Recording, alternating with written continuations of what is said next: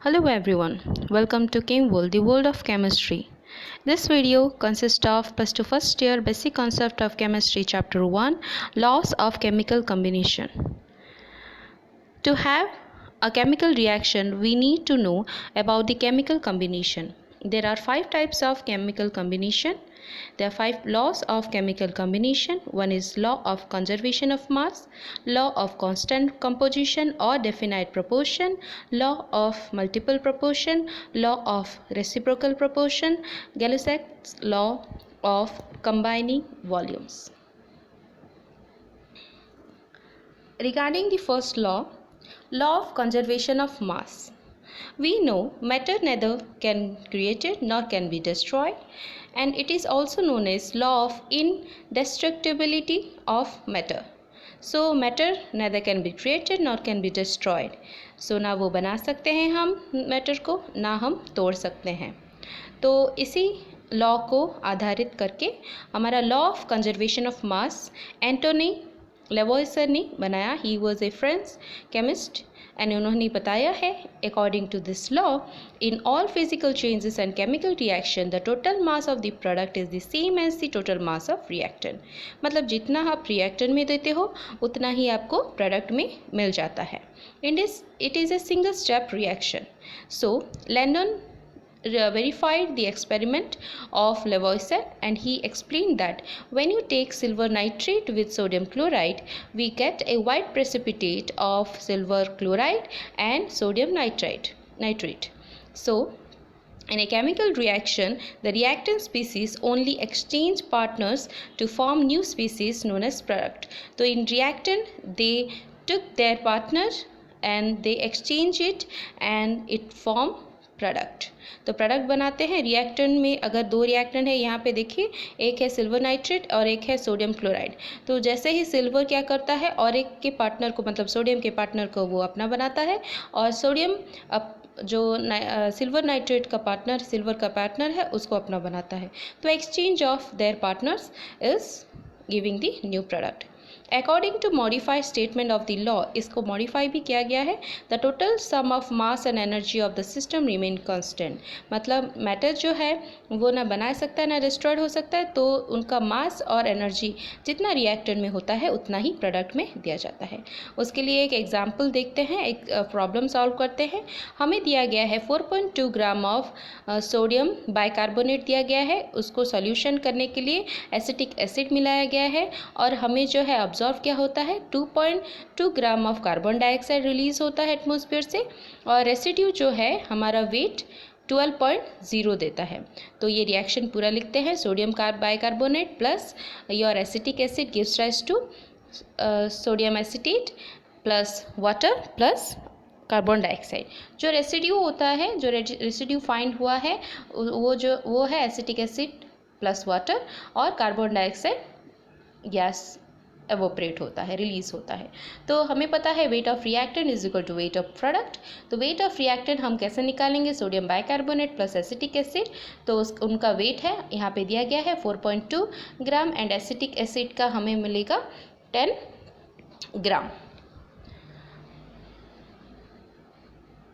या 10 ग्राम दिया है, weighting 10 gram. So gives rise to 14.2 gram. Weight of product हमें weight of residue plus weight of carbon dioxide, हमें weight of product जो दिया गया है that is your carbon dioxide दिया गया है 2.2 और वेट ऑफ रेसिड्यू दिया गया है 12 ग्राम.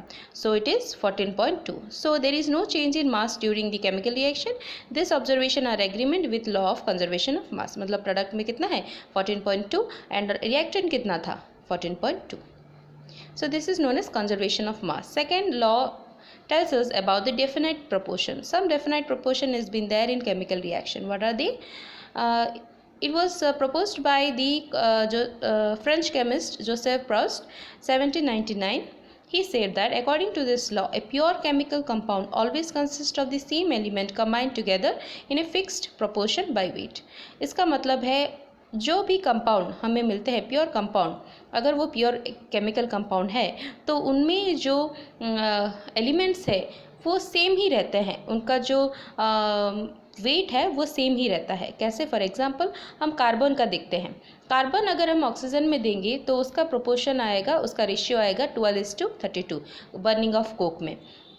Carbon plus oxygen 12:32, that means 3:8। वैसे अगर उसको हम लाइमस्टोन से हीट करवाएं, लाइमस्टोन से हमें अगर वो कार्बन डाइऑक्साइड मिलता है तो वहाँ पे भी कार्बन डाइऑक्साइड कितना देता है? 12:32। तो कार्बन डाइऑक्साइड मेनली कहीं से भी आप निकाल सकते हो, और अगर उसका प्रोडक्ट कार्बन डाइऑक्साइड है तो वो प्रोपोर्शन में किस प्रोपोर्शन में रहेगा? 13:2 या फिर 3:8। तो डेफिनेट प्रोपोर्शन रहता है। Chemical compound should be pure होने से ही एक ही जैसा उसका प्रोपोर्शन आएगा। The element present in the same ratio में give rise to different compounds, उसको आइसोमर बोला जाता है। मतलब एक ही रेशियो में होंगे लेकिन डिफरेंट टाइप ऑफ उनका स्ट्रक्चरल फॉर्म होगा, उसको बोलते हैं आइसोमर्स। जैसे कि for example ethanol and methoxy methane, ये दोनों का सेम कंपाउंड है, सेम एलिमेंट्स है इसमें, और सेम एलिमेंट्स रेशियो 12:3:8 में है, लेकिन दोनों दिखते अलग है। For example mass of A copper oxide obtained by heating 2.18 gram of metallic copper with nitric acid and subsequent ignition was found to be 2.7 gram in another experiment. तो पहले experiment का हम देखते हैं। पहले एक्सपेरिमेंट में हमको दिया गया है कॉपर ऑक्साइड का वेट दे दिया गया है, दैट इज़ 2.16 ग्राम, और उसके बाद हमें दिया गया है कॉपर का वेट हमें दिया गया है 2.16 ग्राम, और कॉपर ऑक्साइड का दिया गया है that is 2.70। Wait of oxygen यहाँ पे पूछा है। वेट ऑफ ऑक्सीजन कितना होगा? जितना भी आपका कॉपर ऑक्साइड है minus copper will be given oxygen. Oxygen हमें मिल गया 0.54। फिर हमें परसेंटेज यहाँ पे निकालना पड़ेगा।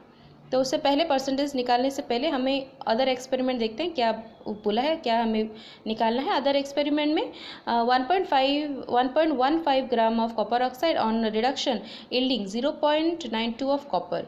तो यहाँ पे बोला गया है कॉपर ऑक्साइड का वेट है 1.15 ग्राम और आपका weight of copper 0.92, wait of oxygen हमारे यहाँ पे मिला 0.23 ग्राम। तो यहाँ पे वापस परसेंटेज निकालेंगे आपके कॉपर ऑक्साइड में कितना कॉपर है। तो copper weight of copper by weight of copper oxide into 100, तो 2.16 बाई 2.70 इंटू 100, 80% कॉपर आपके कॉपर ऑक्साइड में है। और कितना बचा? 20%। तो हमारा रिएक्टेंट साइड में आप देख सकते हो एक एक्सपेरिमेंट में हमें मिला 80, एक एक्सपेरिमेंट जो कि कॉपर ऑक्साइड एंड ऑक्सीजन में अलग अलग क्वांटिटी में लिए हैं, फिर भी हमें 80% कॉपर एंड ऑक्सीजन हमें 20% मिला। यहाँ पे देखते हैं, यहाँ पे भी अगर हम वेट ऑफ कॉपर निकालेंगे तो सेम है, आपका 80% मिलता है और ऑक्सीजन भी 20% मिलता है। तो the ratio by weight of copper and oxygen two compounds remain the same. तो कोई भी दो कंपाउंड ले लो, उनका अलग अलग मास ले लो, लेकिन वो प्रोपोर्शन में एक ही जैसे दिखेंगे। Next, law of multiple proportion. Multiple proportion मतलब देखिए एक एलिमेंट और एक एलिमेंट के साथ एक ही कंपाउंड नहीं फॉर्म करता, अलग अलग कंपाउंड्स फॉर्मेशन कर सकता है। आइसोमर्स हमने पढ़ा है अभी। तो law of multiple proportion Dalton 1803 में उन्होंने बनाया था। If two elements combine to form two or more compounds, the weight of one of the element which combine with the fix weight of other in this combine bear a simple whole number ratio by weight. ये तो definition रहा, उन्होंने बताया। देखिए मैं simple में बताती हूँ आपको। हम अगर एग्जाम्पल लेते हैं नाइट्रोजन एंड ऑक्सीजन का। नाइट्रोजन एंड ऑक्सीजन बहुत सारे फॉर्म प्रोड्यूस करते हैं, जैसे कि नाइट्रस ऑक्साइड फॉर्मेशन करता है, नाइट्रिक ऑक्साइड फॉर्मेशन करता है, नाइट्रोजन ट्राइऑक्साइड फॉर्मेशन करता है, आपका नाइट्रोजन टेट्राऑक्साइड, नाइट्रोजन पेंटाऑक्साइड, ये फॉर्मेशन होता है। तो उसका हम देखते हैं पार्ट ऑफ वेट, कितना पार्ट होता है। देखिए यहाँ पे पार्ट जो है नाइट्रोजन कितना है आपके नाइट्रस ऑक्साइड में, इट इज़ 2 पार्ट है, तो ये 1 पार्ट है। तो हम नाइट्रोजन का पता है हमें, it is 14, so 14 and 16 weight में है। हम देख रहे हैं compound, don't see over here, ये हमें देखने की ज़रूरत नहीं है अभी। सी हियर, बस इतना हमें देखने की ज़रूरत है, सी हियर। नाइट्रस ऑक्साइड में 2:1 है, तो आपका नाइट्रोजन जो है 28 पार्ट में है और 16 जो है वो ऑक्सीजन है। वैसे ही यहाँ पे नाइट्रोजन 1 है, ऑक्सीजन 1 है, तो उसका वेट 14 16। यहाँ पे नाइट्रोजन 2, ऑक्सीजन 3, तो वैसे ही उसका वेट 14 × 2 28 एंड 16 × 3 48। एंड नाइट्रोजन यहाँ पे टेट्राऑक्साइड में आप देख सकते हो नाइट्रोजन 2 है, ऑक्सीजन 4 है, तो वैसे ही नाइट्रोजन पेंटाऑक्साइड में आप देख सकते हो नाइट्रोजन 2, ऑक्सीजन 5, तो ऑक्सीजन। तो उसके बाद हमें रियल वैल्यू निकालना है, दैट मीन्स नाइट्रोजन कितना है अपना रियल वैल्यू। तो नाइट्रोजन आपका 28 है, अगर उसका वैल्यू 1 में लेकर आ जाए तो 1 ग्राम, तो 1 पार्ट ऑफ नाइट्रोजन अगर होगा तो आपका ऑक्सीजन भी डिवाइडेड बाय 2, दैट मीन्स 8, तो 14 देन 8। देख रहे हैं आप, यहाँ पे देखिए 14 16 ये और डिवाइडेड नहीं हो सकता। नेक्स्ट नाइट्रोजन को अगर 1 लेंगे ऑक्सीजन कितना होगा हमारा 24। नाइट्रोजन अगर 1 लेंगे ऑक्सीजन कितना होगा, तो ये सिंपल रेशियो है। The part 14 part of nitrogen as a fix rate, simple ratio में हमने यहाँ पे निकाल दिया, simple ratio, it is simple ratio. So carbon, तो दिस इज़ द पार्ट। तो ये बताता है कि ये अगर समझ में आ गया, if 2 element combine to form 2 or more compound, दो एलिमेंट अगर एक जैसे कंपाउंड फॉर्मेशन करते हैं, the weight of one of the element which combine with a fix weight of other, तो वो फिक्स्ड वेट में वो कंबाइन होते हैं। In this combination bear a simple whole number ratio by weight, तो वो अगर सिंपल होल नंबर रेशियो में हम निकाल सकते हैं तो वो निकल जाते हैं। सो एग्जाम्पल एक देखते हैं, carbon and hydrogen combine to form 3 compounds ABC, तो वो ABC फॉर्मेशन करता है कार्बन एंड हाइड्रोजन, तो carbon and hydrogen 3 compound formation यहाँ पे होगा। The percentage of hydrogen in this compound are 25, 14.3, 7.7% respectively. तो यहाँ पे परसेंटेज ऑफ हाइड्रोजन दे दिया गया है, 25% है। जो भी कंपाउंड फॉर्मेशन होगा, हाइड्रोजन का पहला वाला कंपाउंड में 25% है, हाइड्रोजन दूसरे वाले कंपाउंड में 14.3 है, हाइड्रोजन तीसरे वाले कंपाउंड में 7.7 है। So that the illustrate the law of multiple proportion. तो हम फर्स्ट कंपाउंड में देखते हैं, फर्स्ट कंपाउंड अगर 25% आपका हाइड्रोजन है तो आपका C कितना होगा, फर्स्ट कंपाउंड जो है A, तो उसका C कितना होगा, 100 - 25 75%, तो 25% of hydrogen has combined with carbon 75 ग्राम, तो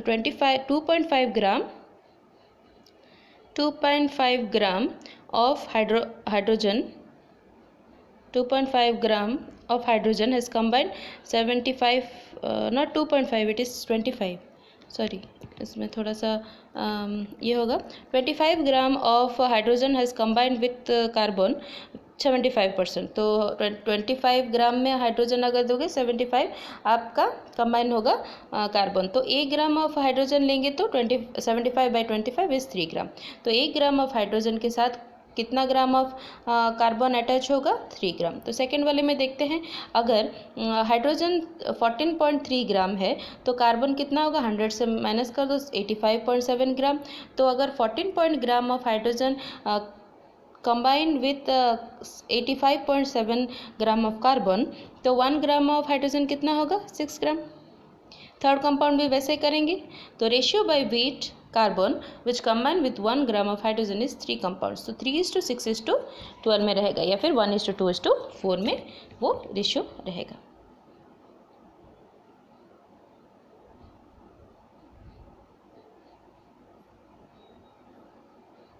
Okay, next is law of reciprocal. Law of reciprocal proportion, it has been found by Richter. The ratio in which two element combine separately with a fixed weight of third element. अगर हम A + B कर दें, जितना आपका ratio आएगा A + B, अगर आपका A/B अगर आपका रेशियो आता है 1:1, तो आपका C का वैल्यू 1:1 आना चाहिए। That means either the same or the simple whole number multiple of ratio in which these elements combine each other. Example देख लेते हैं, उसके बाद पता चल जाएगा कि 1 part of weight of carbon as fixed weight, तो हमें 3 कंपाउंड मिले हैं, वो है C, H और O, और CH के साथ मिथेन, H और O के साथ H2O, और C एंड O के साथ कार्बन डाइऑक्साइड। तो पहले पार्ट में देखिए, अगर CH4 हमें एक कंपाउंड मिला है, तो अगर 12 part of weight of carbon combined with hydrogen, कितना 4 पार्ट्स, एक 12 पार्ट आपका कार्बन के साथ 4 पार्ट आपका हाइड्रोजन का मिला है। तो अगर एक पार्ट का मिले तो 4/12। कार्बन वैसे 12 पार्ट का, हमेशा कार्बन 12 पार्ट आप लेंगे। 12 पार्ट अगर आपका ऑक्सीजन 12 वेट या फिर 12 पार्ट ऑफ कार्बन अगर आपका ऑक्सीजन कितना लेगा 32 पार्ट, एक पार्ट आपका कार्बन कितना लेगा 32/12। अगर इन दोनों को A + B हम इन दोनों का रेशियो निकालेंगे तो रेशियो आता है 1:8। तो 1:8 मतलब ये दोनों के दोनों सेम नहीं है, लेकिन ये दोनों के दोनों किस में सेम होना चाहिए, थर्ड पार्ट में सेम होना चाहिए। देखिए वाटर में आपका 1:8 रेशियो आता है। कैसे, 2 पार्ट ऑफ आपका हाइड्रोजन कंबाइन होता है 1 part of, how many part of आपका 16 पार्ट ऑफ ऑक्सीजन, तो 1 पार्ट कितना हुआ 1:8। तो यहाँ पे देखिए आपका जो आपने किया था CH4 एंड CO2 का दोनों का रेशियो मिला के आपका 1:8 आया था, और यहाँ पे भी 1:8, मतलब the ratio of weight of oxygen combining with the fix weight of carbon in two compound 1:8 and 1:8। तो रेशियो इन दोनों का सेम है, मतलब A + B methane and carbon dioxide का जो रेशियो आता है वो आपके वाटर के साथ सेम होना चाहिए, then it is known as multiple proportion. Example यहाँ पे देखते हैं, सल्फर डाइऑक्साइड, यहाँ पे हाइड्रोजन सल्फाइड दिया गया है, हाइड्रोजन सल्फाइड, उसके बाद सल्फर डाइऑक्साइड दिया गया है और एक दिया गया है वाटर। ये आप ट्रायंगल देख सकते हैं, हमें 3 कंपाउंड मिला है, सल्फर, हाइड्रोजन, ऑक्सीजन। अच्छा, यहाँ पे वही सेम करना है आपको। आप इसका आंसर लिख के मुझे थोड़ा भेजिएगा, ये मैं आपको दिखाऊंगी नहीं, आप खुद कीजिएगा जैसे मैंने पहले वाले का बताया था आपको। देखिए यहाँ पे हमें मिला है H2S, तो H2S + SO2 जो रेशियो आएगा वही रेशियो आपका H2O आना चाहिए। तो ये कीजिएगा, अगर आपको लिंक चाहिए ये देखिए, थोड़ा देख लीजिएगा, आपको समझ में आ जाएगा। Very simple. Next, Gay Lussac's law of combining volume. तो वॉल्यूम मतलब जितना रिएक्टर में वॉल्यूम है उतना ही आपके प्रोडक्ट में वॉल्यूम होना चाहिए। इन गैलोसैक ने बोला था ये। Under similar condition of temperature and pressure whenever gases combine they do so in volume which be a simple whole number ratio with each other and also with the gases product. तो combining between hydrogen and chlorine, आपका hydrogen एक volume 1 volume and chlorine 1 volume, तो हमें मिलता है 2 volume of your hydrochloric acid. तो 1:1:2 बोल सकते हैं, या फिर हम बोल सकते हैं 1 + 1 gives us to 2। So this is all about the laws of chemical combination। तो chemical combination I hope you understand। अगर कुछ भी query है so do comment in the comment box, and if you like my video then subscribe it very soon, and you can share to your friends and in your Facebook link।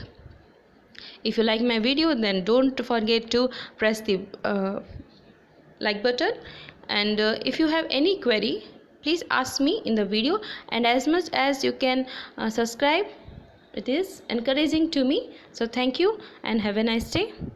Please subscribe।